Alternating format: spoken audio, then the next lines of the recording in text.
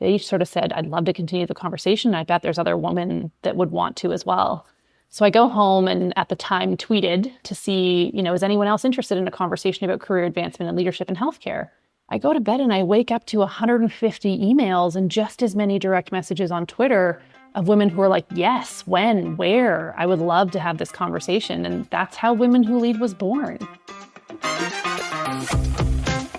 Welcome to Leading Quality, the podcast spotlighting the people moving healthcare forward from the front lines to the C-suite. I'm your host, Jason Meadows.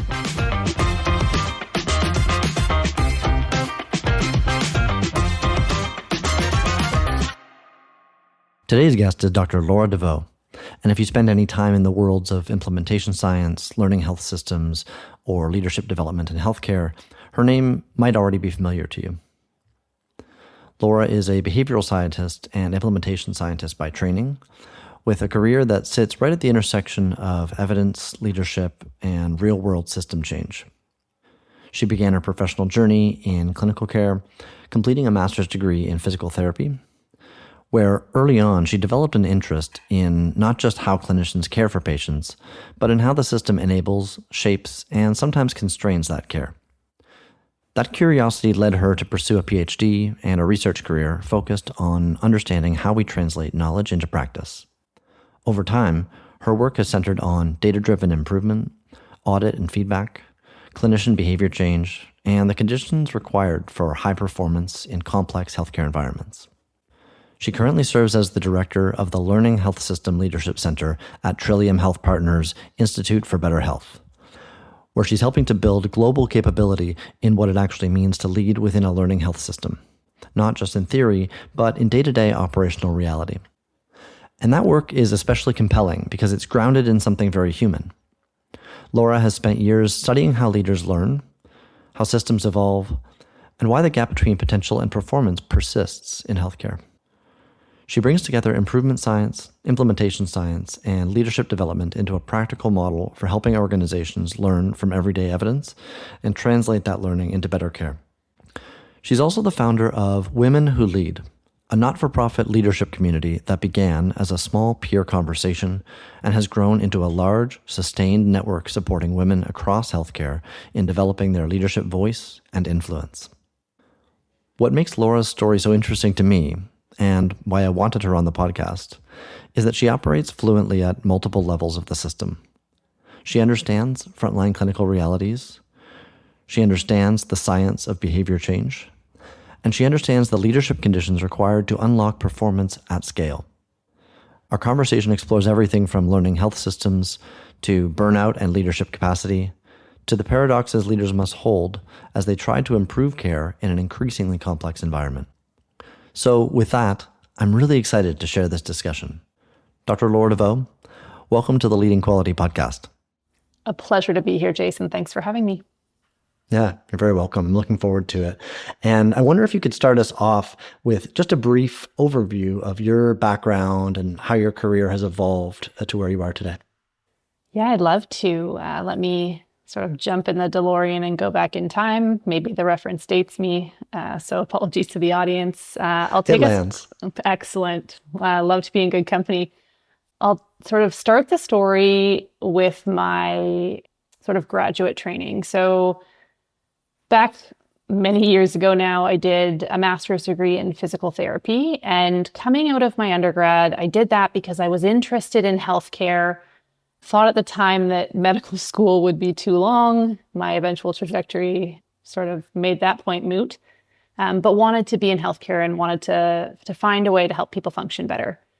In that program, unbeknownst to me at the time in terms of an early stage sort of career anchor, I was doing my clinical placements and noticed that a lot of the people I was working with had strong technical skills, had strong sort of teaching and mentorship skills. Obviously, they were helping me develop as a clinician.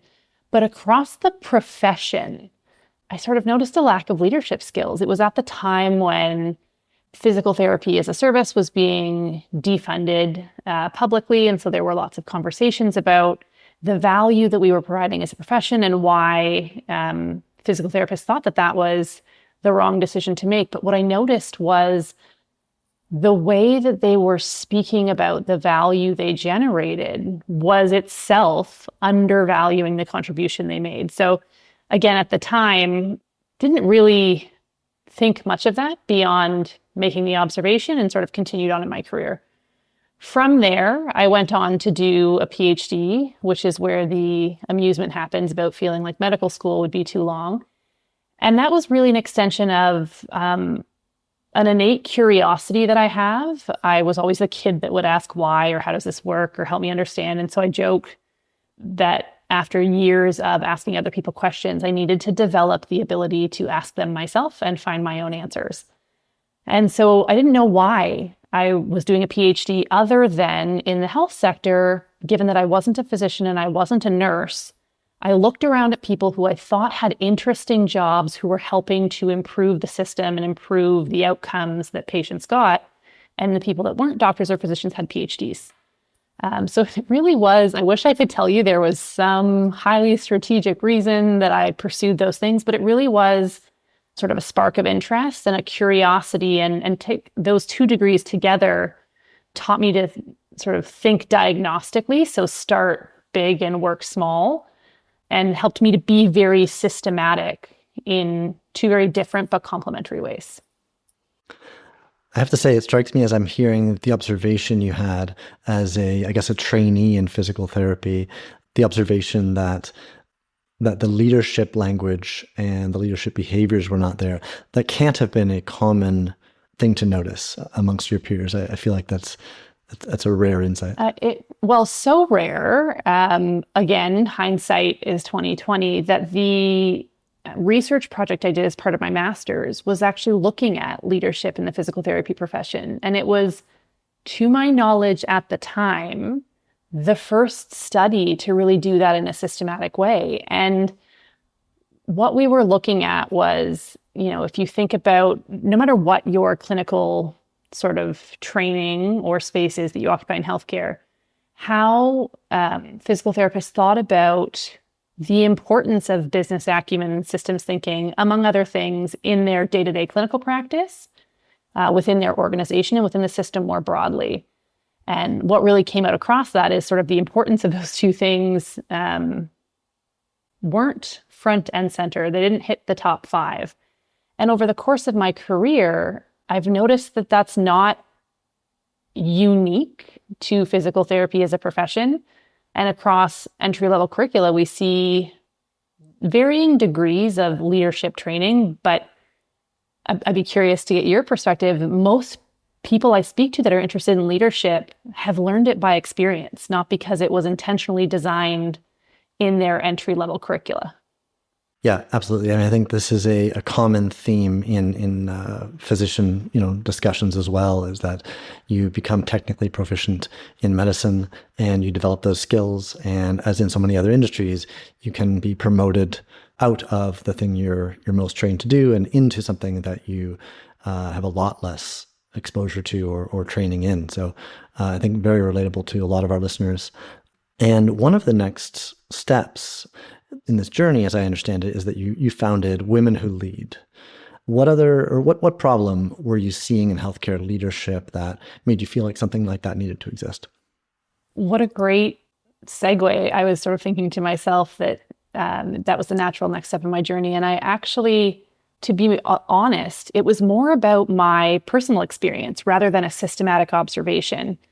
And so my experience was, at the time, I now have 2 very healthy, very high energy boys at home. But when I was pregnant with my first, I sat down with a really phenomenal mentor and great friend of mine who is a physician. And he said, "This is so great. Like, how are you feeling? Tell me what you're thinking as you look ahead to mat leave." And one of the things he said to me was, I've supported a lot of patients who are pregnant, but I've not been through it myself. So you might want to think about adding a woman to your roster of mentors. And it funnily enough, hadn't occurred to me at the time because I had, women who were within my network, but none that I was turning to really help me think about how I balance who I am and who I want to become. And so fast forward through a healthy pregnancy and a maternity leave, I found myself wanting to re-engage in professional development because I hadn't received leadership training to date, and I couldn't find anything. Couldn't find anything that wasn't for a physician, that wasn't for a nurse, and I couldn't really find anything in Ontario. So I ended up going to a program that unfortunately no longer exists in Boston at Harvard Medical School. And it was just such an inflection point for me. And I thought to myself, I was active on social media for the first time because I was so excited about the content. I had a few colleagues reach out to me and say, "Where are you? This sounds really interesting." And I'm giving you the long version because I think the sort of honest reality of it illustrates how sometimes the greatest things we do aren't intended to be great at the first spark, or we don't know where it's going to take us. So I returned from that conference. I book a boardroom with 3 or 4 other women. I, share all of these things that piqued my interest, these practical strategies I learned. And they each sort of said, "I'd love to continue the conversation. I bet there's other women that would want to as well." So I go home and at the time tweeted to see, is anyone else interested in a conversation about career advancement and leadership in healthcare? I go to bed and I wake up to 150 emails and just as many direct messages on Twitter of women who are like, "Yes, when, where? I would love to have this conversation." And that's how Women Who Lead was born. And I think that the message I really want to leave with those who are listening is to trust that when you experience something and you see a gap that can be closed, you don't need to have the full vision to take the next step. For me, it really was a series of, okay, I want to invest in myself. All right, let me find a place to do that. Wow, this is really great. Let me share that with others. They're just as energized as I am. Let me see how we can scale this beyond, an extended lunch conversation. And 8 years later, it's a not-for-profit that's still going strong and will continue to until people stop engaging. Wow, this is such interesting timing. I just gave a talk earlier today on building communities of practice, framing the discussion around these small acts of courage. And what I hear from you, I don't know whether you'd frame it this way, but that sending that message, sending that tweet, having those replies back, like that's the kind of small act of courage that makes a big difference in big complex systems. Is that how you would think about it? Was that a courageous moment for you? Yeah, I think that that's accurate framing. And I would add to that it's a small act of courage that's sparked by curiosity. I remember saying at the time that if there are 5 other women who are interested in having this conversation, that's time well spent. And, maybe at the moment that was courage and like fear and courage mixed together of what if no one cares about the thing I care about. But it really is, it makes me think of entrepreneurship and the messages we often hear about, just start doing and iterate and figure it out as you go. And that takes a lot of courage because people will critique you along the way. They'll critique the idea. They'll overlay their own experiences and suggest you may want to pivot, expand. And so discipline and focus over time is also a small act of courage to keep the magic of that community of practice going so that it sustains over time. It sounds like that community, building Women Who Lead, probably taught you a lot about leadership and influence. What stands out? It's interesting. I think to oversimplify, it taught me more about influence because I routinely get asked, how did you start this? And how is it still growing? And how do you still fill the room at capacity with 160 women and have a wait list of others? And when I talk to small groups, large rooms about influence, you can't manufacture authenticity and you can't manufacture a deep connection to what it is you're doing. Women Who Lead, for me, I'm an introvert. I leave those events, I leave any speaking event taking a solid 60 to 90 minutes to just decompress. I love creating, connecting, and sharing expertise. But influence lands when people can connect to not only the message, but the person who's delivering it in some way, shape, or form. Maybe it's the way it's delivered. Maybe it's the person themselves and some aspect of who they are or how they identify. And I think how I would connect that to leadership, and I'm so grateful to have had that experience when I did in my career, is that the leadership is at its best when it feels effortless and true to who you are. And I don't mean that it doesn't take work. I just mean you don't need to put on a mask. You don't need to be someone different than you are. You understand, you have the self-awareness of who you are, what you bring, what matters deeply to you. And as you develop as a leader, you build the muscle of harnessing the right parts of you in the right context and surrounding yourselves with people who bring diversity to the group dynamic. And I think that's the second piece that Women Who Lead has taught me, is seeing in a collective and at scale how powerful it is to bring people together and how much diversity you can get in the room when it's around a shared set of core values. It's exciting to hear this values-aligned story and the growth that you had in this whole journey. And it's led you, among other things, while you continue to lead Women Who Lead, to be the director. Is that your title? Yes, yeah. It is. You're the director of Learning Health System Leadership Center out of Trillium Health. And I understand you're more or less building that from scratch, I'm sure with some help, but I'd be curious to know, what is that center trying to do that wasn't being done well before? Let me test my memory to get to what it's doing that hasn't been done before. And for the benefit of your audience, be really clear that that center and the idea for it was born out of a rejection. Or a failure, however people frame it. And I think it's important because if we create the bridge to values, I had pitched what feels like 4 or 5 years ago now, as part of an international fellowship where one Canadian is selected.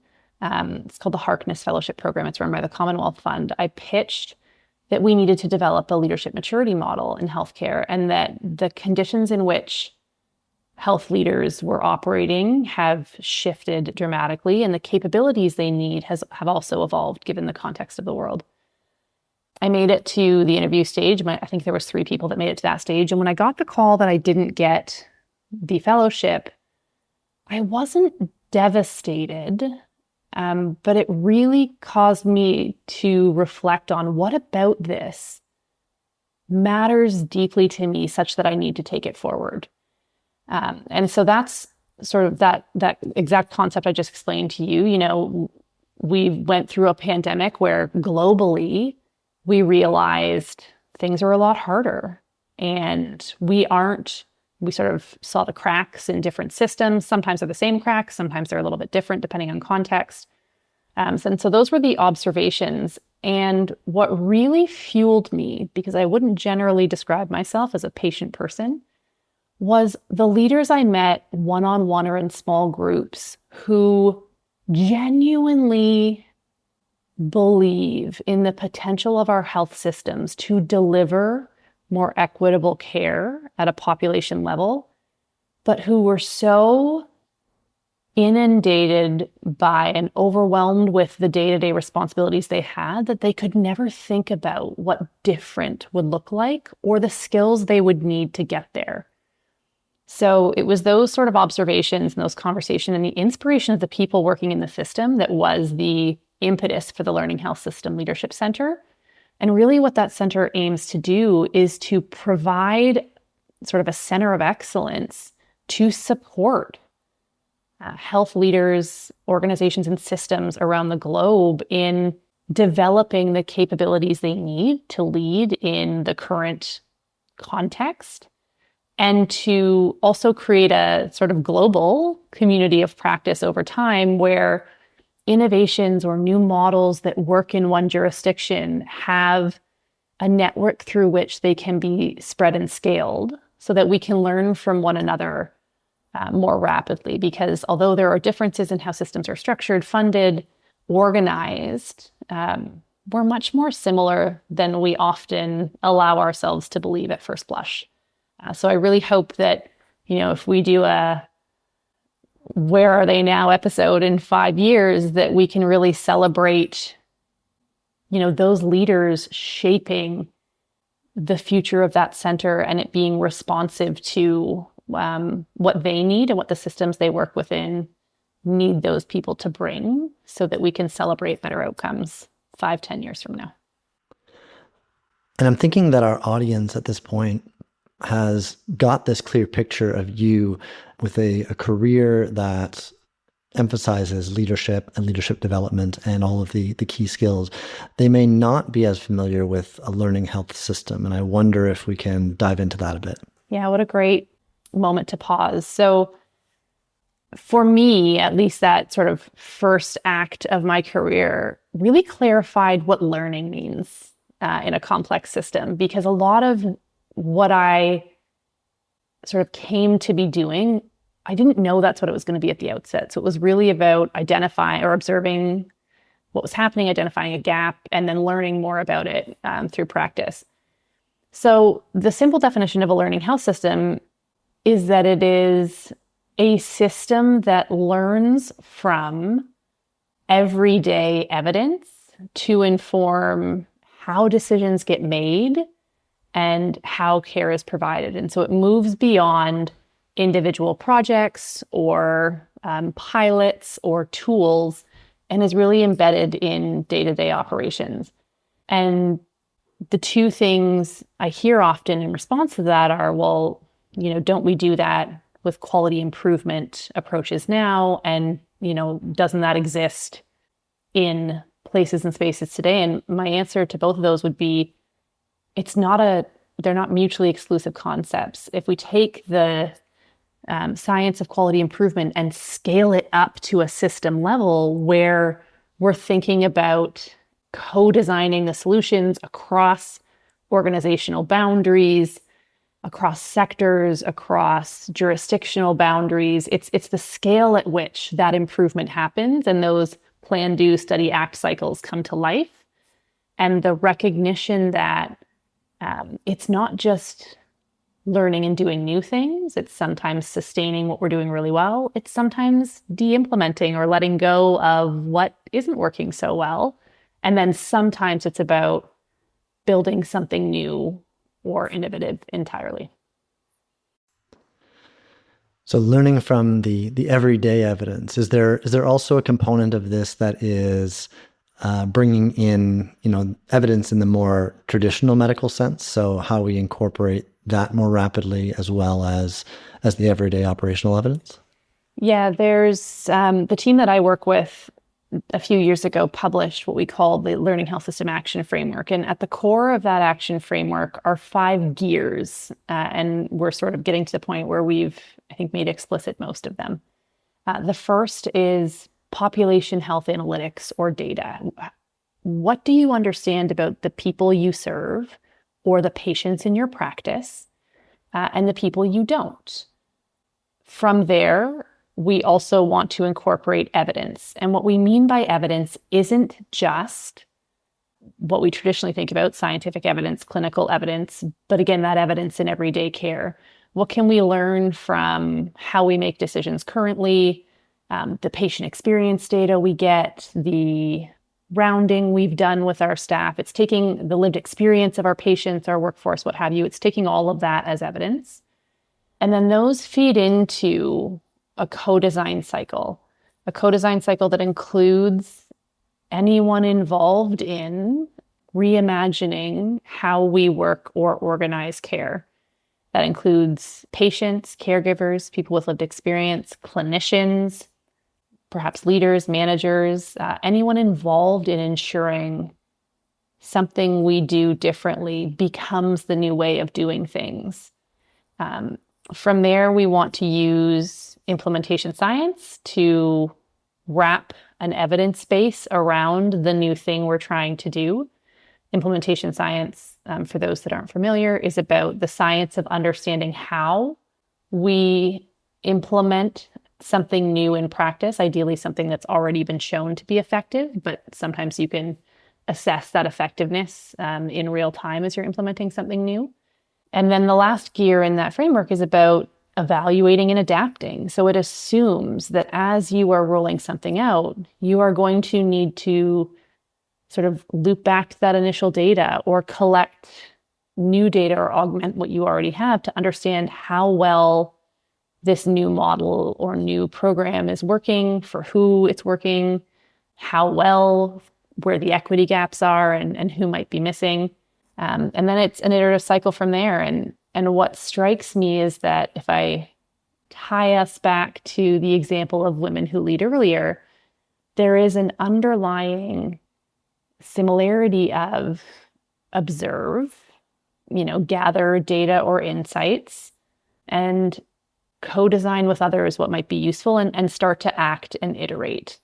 One of the common critiques of embedding science or evidence within systems or policy and practice is that it takes too long.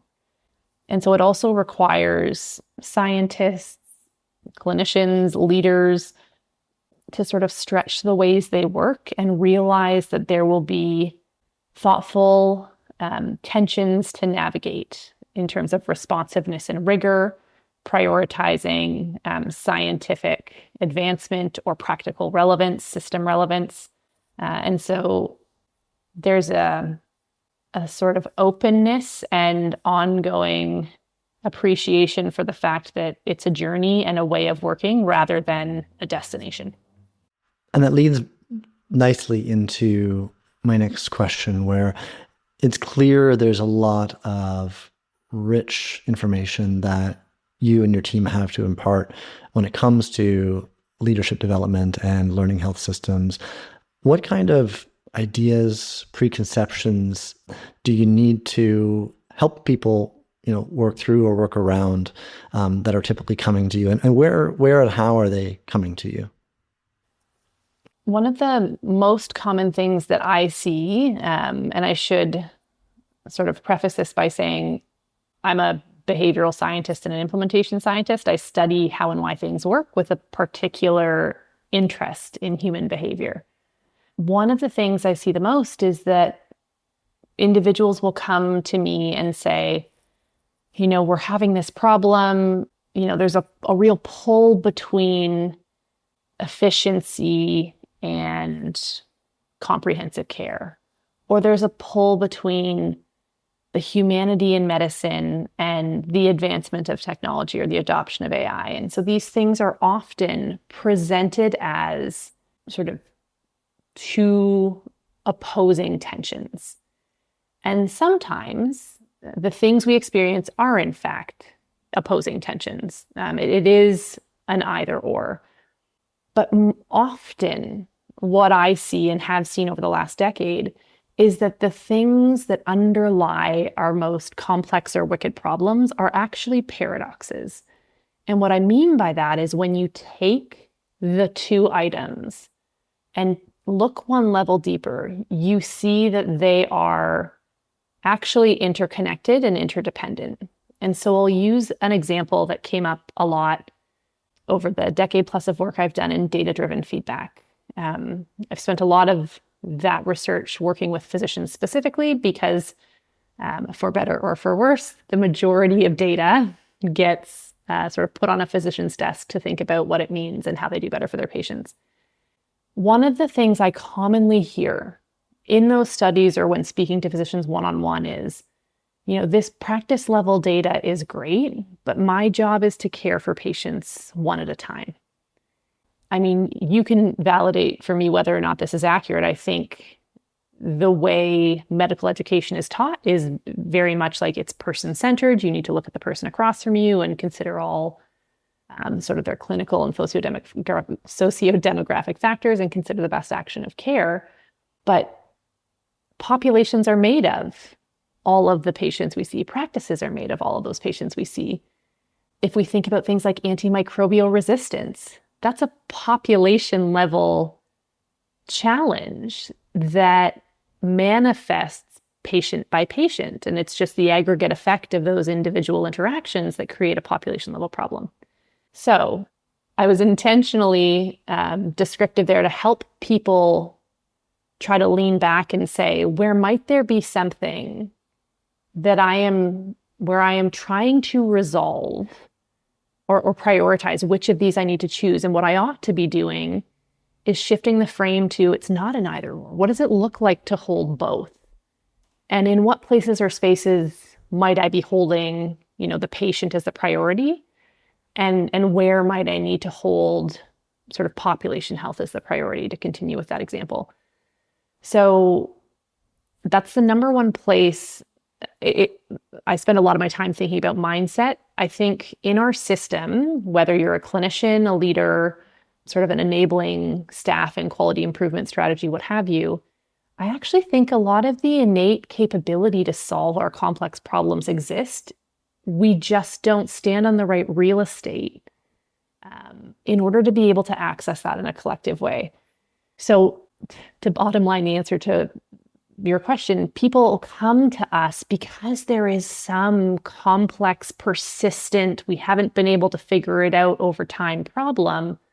And they're hoping that by engaging with us and with the learning health system concept, that it will help them find a new way forward. Where are these people coming from, and how do you maybe if there's a specific example without naming names that might illustrate this whole process further? Yeah, to be honest, because this center is sort of still painting and decorating as we're hosting parties, to use a bit of a metaphor, there isn't a centralized intake yet. It's for both the Institute for Better Health as a whole and the expertise around the learning health system. It's very much organic in terms of how people come to connect with us. They've either read about the Learning Health System Action Framework, they have heard myself or my colleagues, Walter Wojcik, Laura Rosella, Carrie Kaluski, Ibekin Abajurinde, all of these great scientists, they've heard them speak in different places and were intrigued by the lens they bring to solving complex problems. And any one of those individuals can be an entry point. So candidly, as of right now, there is no go to the website and sort of answer the contact form. So I'm happy if anyone is sitting there curious to contact or to connect with anyone rather directly. The types of people that come to us, it's quite varied. There are regional authorities. Sometimes it's an individual, and it could be a chief of staff. It could be a chief human resource officer. We've had many CEOs reach out and say, how do I even start thinking about helping my organization become a learning health system? So who it is actually varies quite a bit, and where the space they occupy in the system also varies quite a bit. We have people reach out from the United States because we're an Ontario-based organization in Canada. We have people reach out internationally from the UK and say, how is this working where you are and what have you learned? So there really is no one single archetype. And I think that's it reflects the vision of a learning health system in its maturity, because when we reach that level of maturity, it becomes the fabric of how we operate. And so learning becomes everyone's job. Sometimes it's an individual who just wants to upskill themselves. And sometimes it's those individuals I mentioned before who are in positions where their accountability is to set strategy, to advance the organization on a 5 or 10-year time frame. And they're looking for support to do that in a more evidence-based way that will help unlock the capacity and capability of their workforce against the backdrop of a system where resources are stagnant at best and constricting at worst. And then you have on top of that something that you and I talked a little bit about in an earlier conversation, which is this phenomenon of burnout exacerbated by the pandemic. I don't get the sense, although maybe we've breathed kind of a few sighs after the pandemic finished. burnout levels remain high among frontline clinicians. I imagine that is consistently so amongst leaders as well.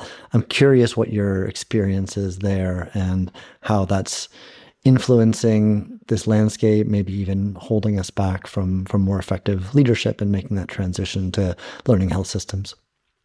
I have definitely noticed the same.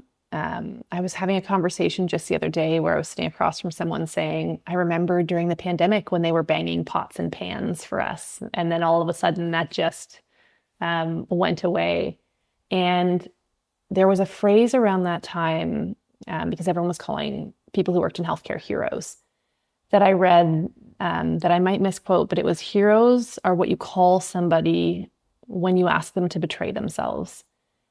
And that really stuck with me and has sort of fueled a bifocal lens to not only thinking about how we build programs that support leadership development and frontline development, but also how we can systematically understand what it is about how we structure care, how we govern, how decisions get made, how things get prioritized, how we incentivize leaders and clinicians to learn, innovate, or improve.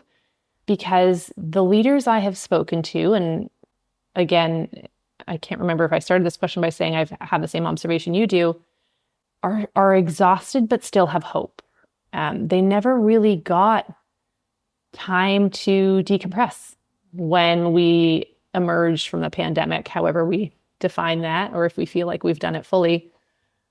They are so deeply motivated to provide care today while also advancing the system tomorrow, which is another paradox that people feel. We can't choose between one or the other. They're both necessary.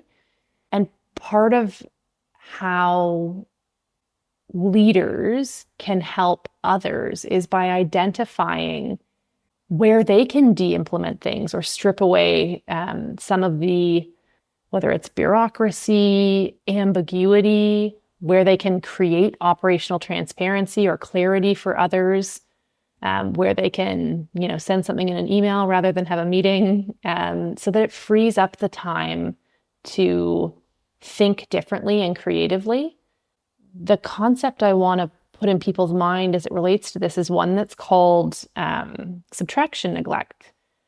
So if it applies across healthcare, it's a human phenomenon. If you give, for example, I put in front of you, here's a little Lego structure, and it was off balance. And I said to you, Jason, can you balance this Lego structure for me? Can you make it stable? The human tendency is to add something to that structure so that it balances, rather than say, oh, well, let's take away the leg that puts it off tilt. And we do the same in life and in systems. We say, oh, there's a problem here. What do we need to add? What do we need to do differently? What do we layer on to our processes, our models, what have you? What new committee do we need to strike?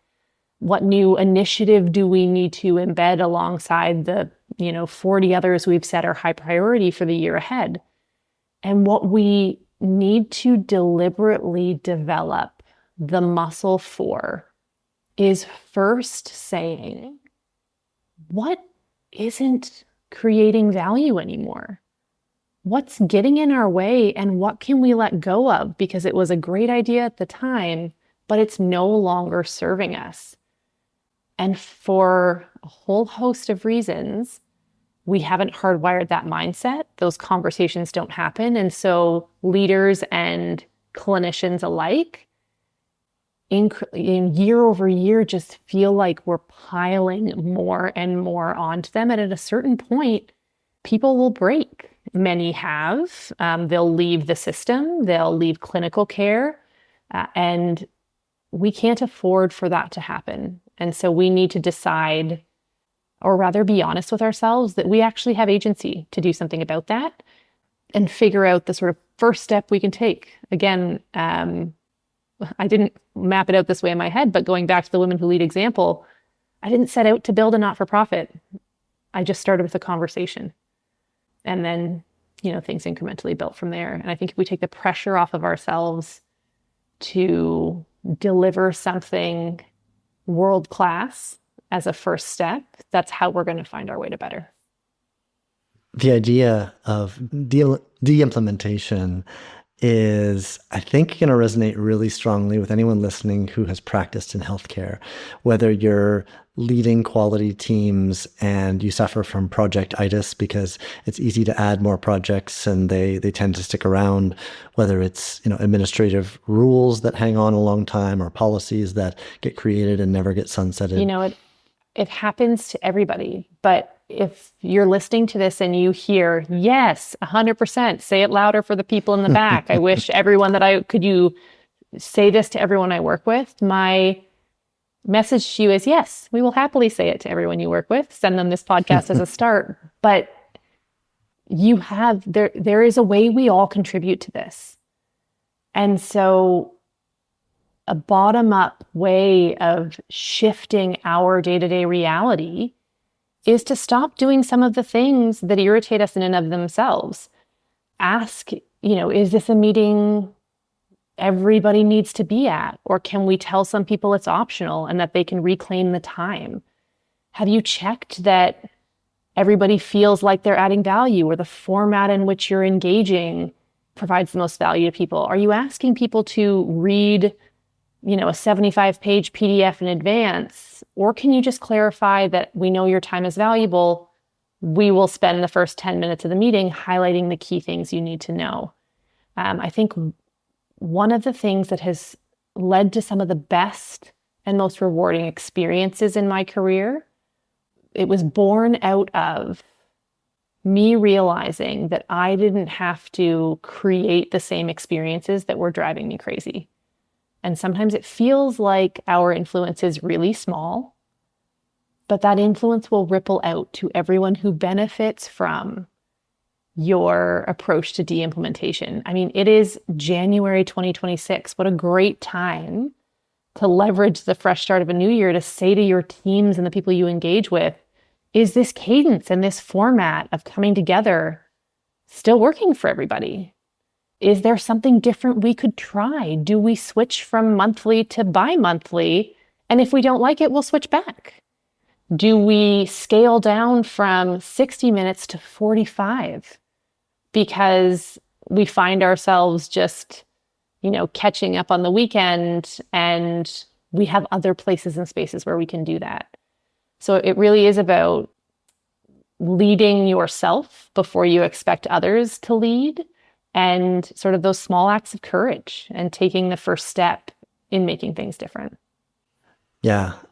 Another thing that I imagine you've encountered when working with healthcare people is this idea that we are uniquely complex, that we are special in the QI world. We hear this that, for example, a lot of QI originated from Toyota, and surely the techniques that evolved in the automotive industry, aren't sophisticated or complex enough, don't account for enough nuance to be used in healthcare.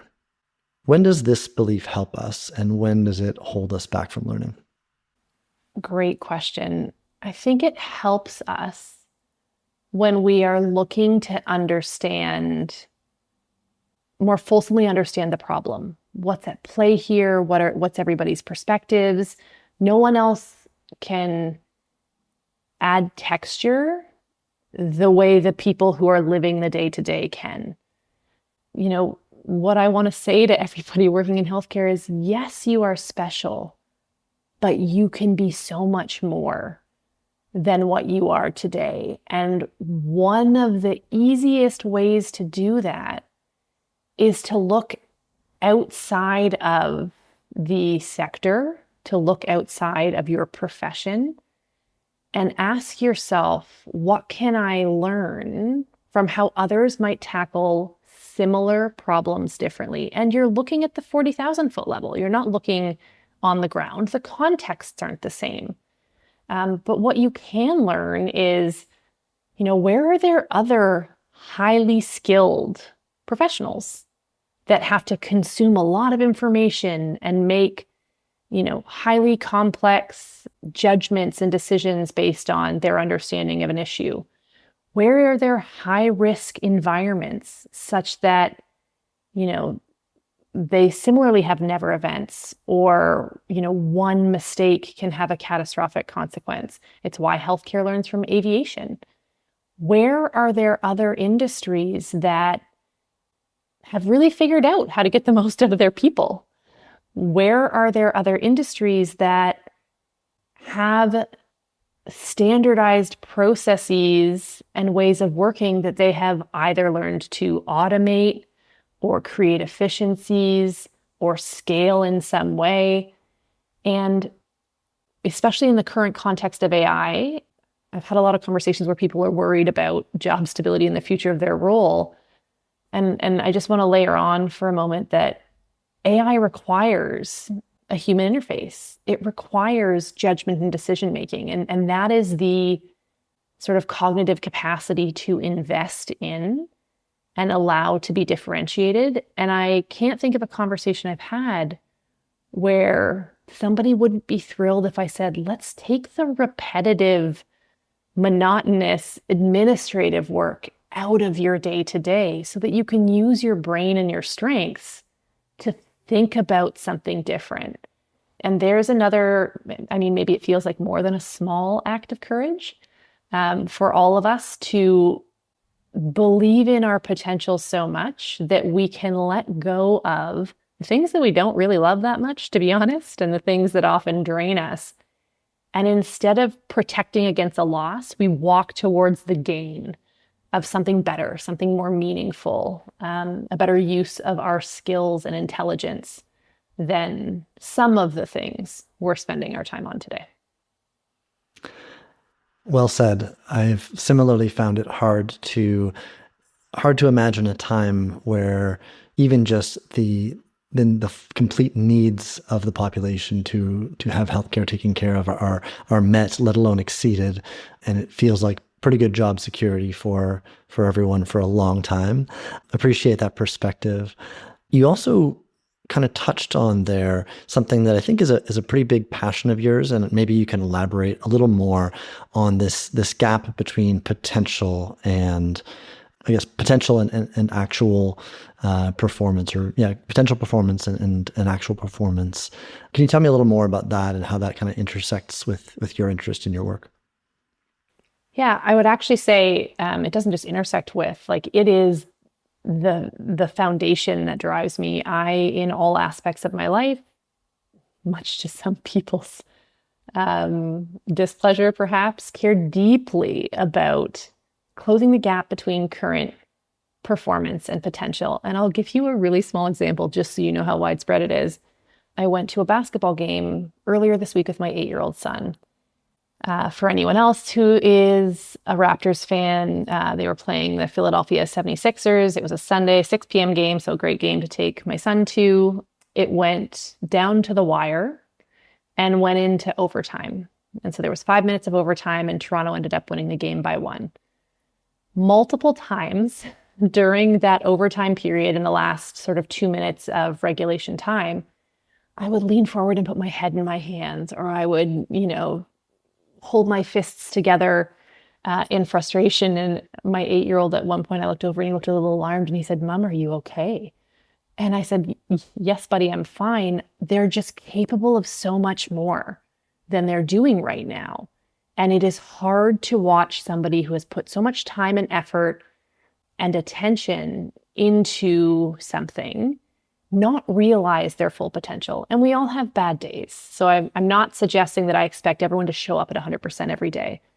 But I care deeply about the conditions, understanding the conditions within which we can perform at our best, the capabilities we need to perform at our best, and what it looks like to move beyond performing, as my own best, as Laura's best, and performing collectively as part of a team as the best, because the sum is greater than its parts, or the whole is more than the sum of its parts. Is that You got it that time. Yep. There we go. Excellent. Thank you. I was like, I know there's something that isn't rolling off my tongue the right way. And so, I'm so driven by this that after many years of the research I was telling you earlier about using data to improve feedback, I actually went to get my certification as a coach. because I said, it's not enough for me to advance the science. There's something I'm missing about the practice of helping people see and believe in what they are capable of and develop the courage to take a step towards the person that they want to be. And that isn't about asking individuals to work harder or do more. It's about helping people understand where their learning efforts belong and where it doesn't, who they can learn from or the sectors they can learn from. And there are things that will stay hard. We're still going to be navigating ambiguity. We're still going to see slower progress than we want in some domains, but it really is similar to compound interest. If we start today, humans underestimate what they can accomplish in a year and overestimate what they can accomplish in a day. And so I'd really encourage people to think, if I just deposit a little bit each day, each week, whatever feels feasible, and then you revisit, sort of a note to yourself in January 2027, you will be astounded by what you can accomplish in 1 year if you are deliberate about understanding where you need to double down, where your energy isn't creating the value it could, and what really matters to you such that you're willing to keep pursuing it when someone says no, or when a door shuts, or when you don't immediately see the path to better. Because we need more of those people in healthcare who, I think that coalition of change makers is growing, but it really does take people who are values driven, willing to accept that there are things we cannot choose between, and rather, polarities that we need to hold together, and who are sort of relentless in their pursuit to understand what the best version of themselves looks like. If a leader wanted to start behaving more like a learning system tomorrow, what's one small but meaningful shift they could make? I think it's all about the questions you ask. And I'll list off a couple. In that Learning Health System Action Framework paper I referenced, we actually put the questions and operating units, who you might partner with in the hospital to help answer those questions. So if anyone's looking for a little bit more, you can find some of that specificity there. But asking questions like, who are we serving now and who aren't we serving? What is the problem we're trying to solve for? What would it look like for us to achieve better? What are we doing today? Who needs to do what differently to get to better? And why are things the way they currently are? I think there's the number of meetings I'm in where I say, I'm sorry, I just need to pause this for a second. What is the problem we are trying to solve? And nobody can answer the question. And it's not because they're not brilliant people. It's because nobody stopped to ask it. And it wasn't framed at the outset. And that question, I think that's the number one thing you can do as a leader, say, what is the problem we're trying to solve for? And every time you come together around that, re-anchor to it. As we kick things off, just anchoring us to the problem we're trying to solve for is X. It gives you focus and discipline. It helps protect against scope creep because you can say, yes, Jason, that's a great point. It's out of scope for this question, but let's make note of it and come back to it sort of once we see this through to completion. If I simplified it even further, I would say in every meeting that you're in, just ask one what or how question. What do we hope is different? How would we know we're successful? What matters most to us about this? Those types of really simple, short questions are so powerful. But when you ask them, don't take the silence that follows as a negative signal. Take it as a positive signal that you are reorienting people and refocusing their attention in a way that hadn't been done previously. And it will help get the most out of the people in that conversation or around the table.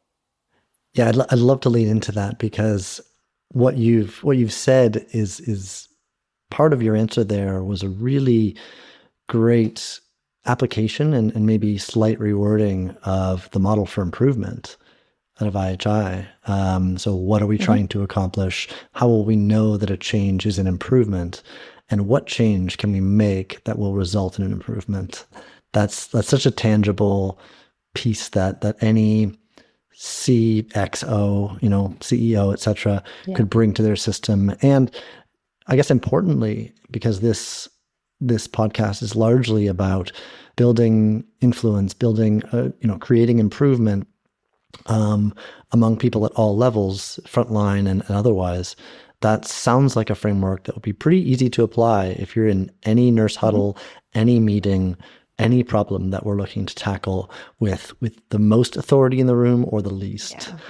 I'm going to knit together that great comment with one of the questions I said. If we're asking what change do we need to make to improve, we need to follow that up with, how do we know that that's the right change? And if we think back to the learning health system model, it's the co-design piece that's often missing in at least the quality improvement initiatives that I've seen. We're making assumptions about what the right change is. And it can be as simple as stating the change and having a few quick conversations to validate.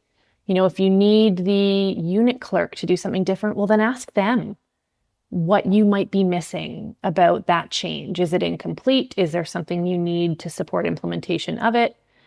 Getting buy-in for that change and allowing a diverse set of voices, including patients, families, communities, to inform that, sets you up for the improvement at scale that you're hoping to have.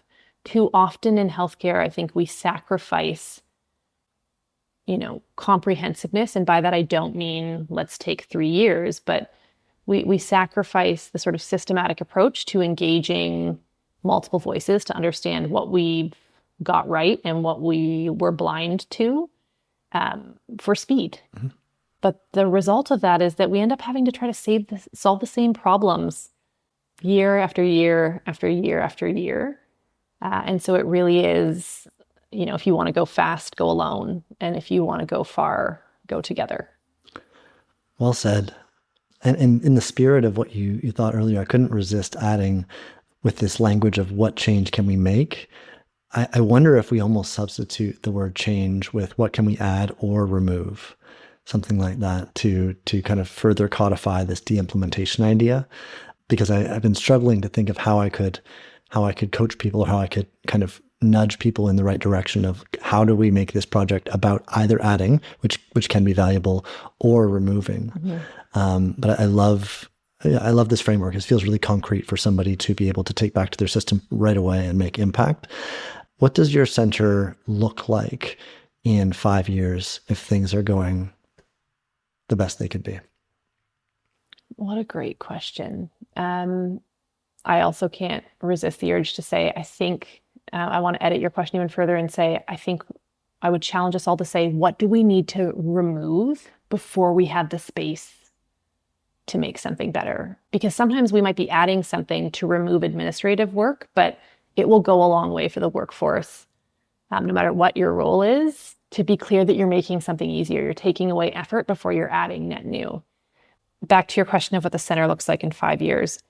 I often, in coaching conversations, will, coach people to get at the answer to that question by saying, what are you seeing, hearing, and feeling?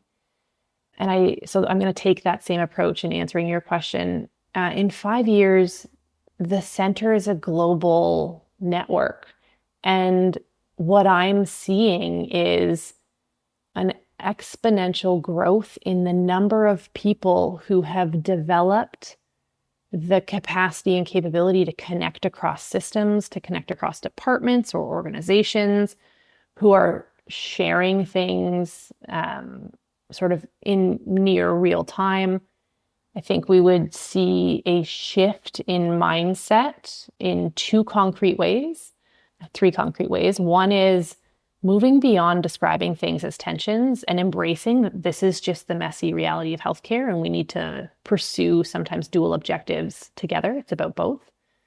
The second is a more routine integration of evidence. So the things we might see are people talking about the scientific evidence or talking about the patient and family stories or experiences that are relevant to the problem at hand, or engaging with community organizations or groups that, have the day-to-day experiences of what is missing in the system that lands people in the emergency department, for example.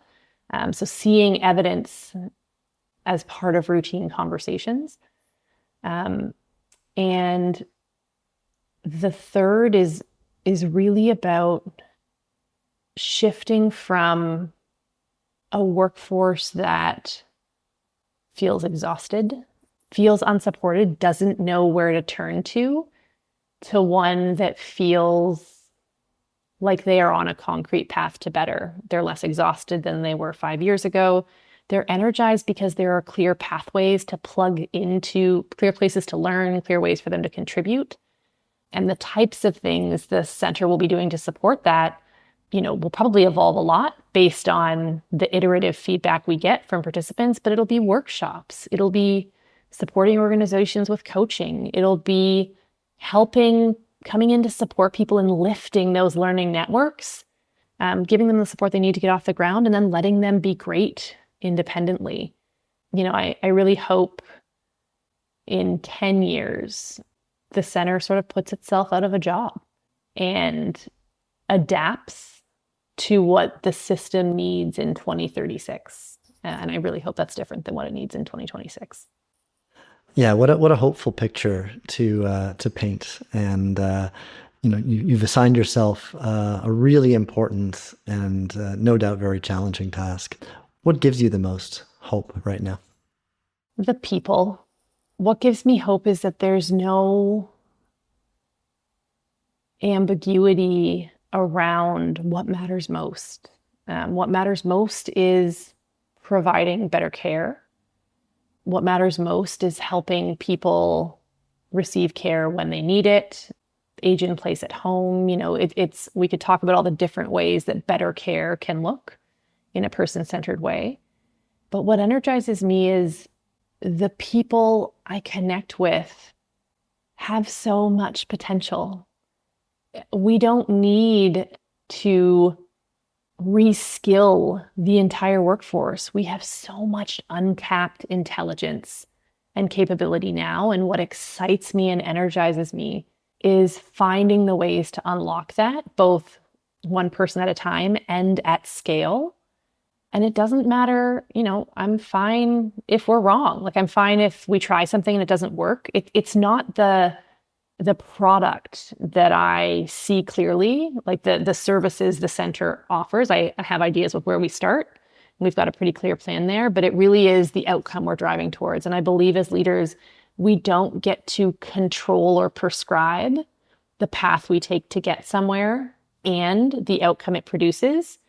You can, again, have thoughts about both, but if you're holding the outcome true, you have to be flexible and adapt with how you get there and responsive to the data you see, what we're learning and evidence, and what you're hearing, because to continue to do the same thing over and over and expect the outcome to be different is the definition of insanity. And so year to year, I think how I'll know we're at least operating the way we should is because no 2 years look the same.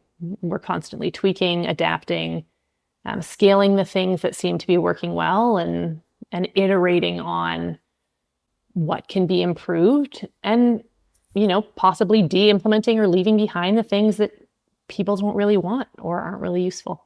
I think that's just such a great place to leave the conversation. And we've gotten a really rich, concrete, and very hopeful view of where this is going, where this can go. For listeners who'd like to follow your work or connect, what's the best place? LinkedIn or a website or somewhere else? Yeah, they can find me on LinkedIn.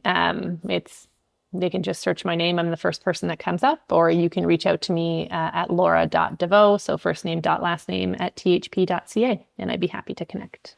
That's great. And we'll link to those as well as any of the resources we've talked about in this recording today. Laura, I really appreciate this conversation. You've clearly painted a picture for us as to what healthcare can really look like in the future, how we can help our healthcare workers and especially our leaders go from potential to performance. Thank you so much for your time today. It's been an absolute pleasure. Looking forward to the next time. Thanks so much for listening to today's episode of Leading Quality. If you enjoyed the show, please take a moment to like, subscribe, and share it with someone who might find it useful. You can find all our episodes at leadingquality.buzzsprout.com or in your favorite podcast app. The show was written and hosted by me, Jason Meadows, edited by Milan Milosavljevic, and produced by Thrive Healthcare Improvement. See you next time.